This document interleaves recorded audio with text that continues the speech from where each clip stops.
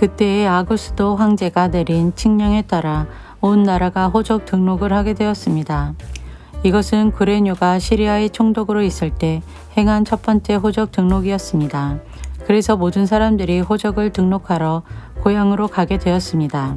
요셉도 다윗 가문의 자손이었으므로 갈릴리 나사렛을 떠나 유대 지방에 있는 다윗의 마을로 갔습니다. 이 마을은 베들레헴이라고 불렸습니다. 그는 약혼한 마리아와 함께 호적을 등록하러 갔습니다. 마리아는 그때 임신 중이었습니다.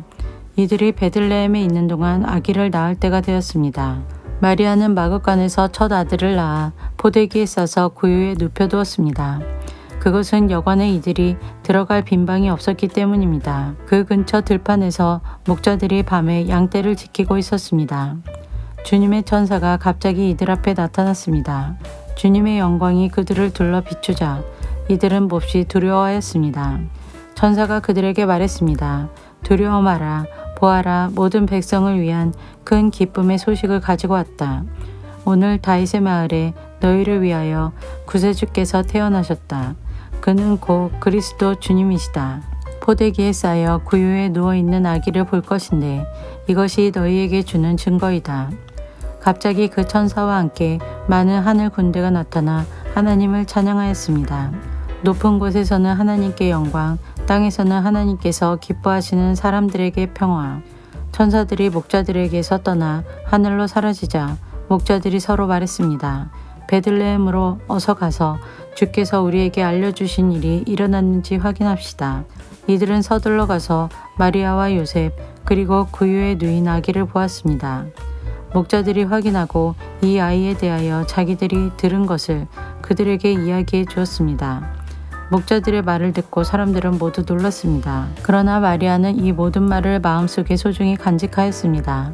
목자들은 돌아가면서 천사들이 일러준 대로 자기들이 듣고 보았으므로 하나님께 영광을 돌리고 찬양을 드렸습니다. 태어난 지 8일째 되는 날에 아기는 할례를 받았고 그 이름을 예수라고 하였습니다.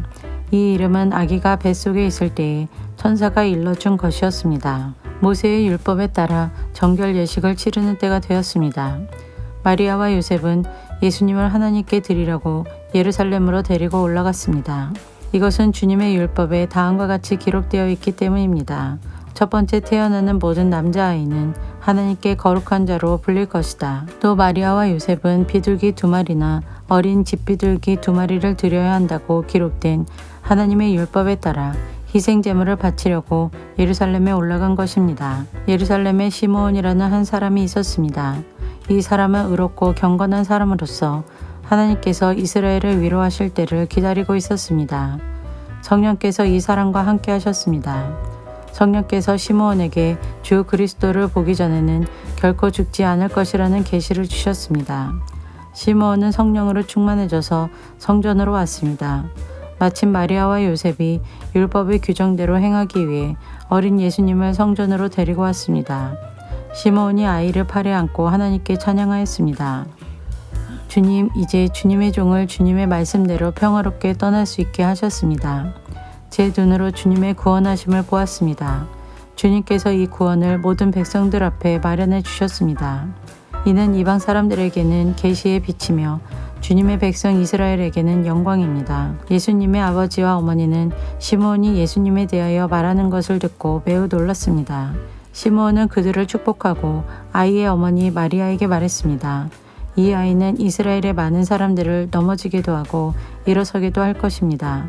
또한 사람들의 비난을 받는 표적이 될 것입니다. 이 일 때문에 많은 사람들의 마음에 있는 생각이 드러날 것입니다. 그러나 당신의 마음은 칼로 쪼개듯이 아플 것입니다. 또 여자 예언자가 있었습니다. 이 사람은 아셀 지파의 바누엘의 딸인 안나였습니다. 그녀는 나이가 많았습니다. 결혼하고 7년 동안을 남편과 살았는데 그 후로 과부가 되어 84세가 되었습니다. 그동안 한 번도 성전을 떠나지 않고 밤낮으로 금식과 기도를 하여 하나님을 섬겼습니다. 바로 그때 그녀가 와서 하나님께 감사를 드리고 예루살렘의 구원을 기다리는 사람들에게 이 아이에 대해 이야기하였습니다. 아이는 주님의 율법에 따라 모든 일을 다 마치고 갈릴리에 있는 고향 나사렛으로 돌아왔습니다. 아이는 점점 자라고 튼튼해졌으며 지혜도 많아졌습니다. 하나님의 은혜가 아이와 함께하였습니다. 해마다 6월절이 되면 예수님의 부모는 예루살렘으로 올라갔습니다. 예수님이 12살이 되었을 때에도 6월절 관습을 따라 예루살렘으로 올라갔습니다. 6월절이 끝나고 집으로 돌아오는데 소년 예수님은 예루살렘에 남아 있었습니다. 하지만 부모들은 이 사실을 몰랐습니다. 단지 그들은 예수님이 일행들 속에 있을 것으로만 생각하고 있었습니다. 그렇게 하루 정도 길을 간 후 요셉과 마리아는 예수님을 친척들과 친지들 가운데서 찾기 시작했습니다. 그러나 예수님을 발견하지 못하자 예수님을 찾으러 다시 예루살렘으로 되돌아갔습니다. 3일 뒤에 그들은 성전에서 예수님을 발견하였습니다. 예수님은 성전에서 율법학자들 사이에 앉아서 듣기도 하고 묻기도 하면서 계셨습니다. 그의 이야기를 듣는 모든 사람들이 예수님의 슬기와 대답에 놀라워했습니다. 예수님의 부모도 그를 보고는 매우 놀랐습니다. 어머니가 말했습니다. 아들아, 왜 이렇게 하였느냐? 내 아버지와 내가 걱정하며 너를 찾아다녔다. 그때 예수님께서 대답했습니다. 왜 저를 찾으셨습니까? 제가 아버지 집에 있어야 할 것을 모르셨습니까? 그러나 그들은 예수님이 하신 말씀을 이해하지 못했습니다. 예수님은 부모와 함께 나사렛으로 내려갔습니다. 그리고 부모에게 순종하였습니다. 마리아는 이 모든 일들을 마음속에 간직해 두었습니다. 예수님은 지혜와 키가 더욱 자랐고 하나님과 사람들로부터 사랑을 받았습니다.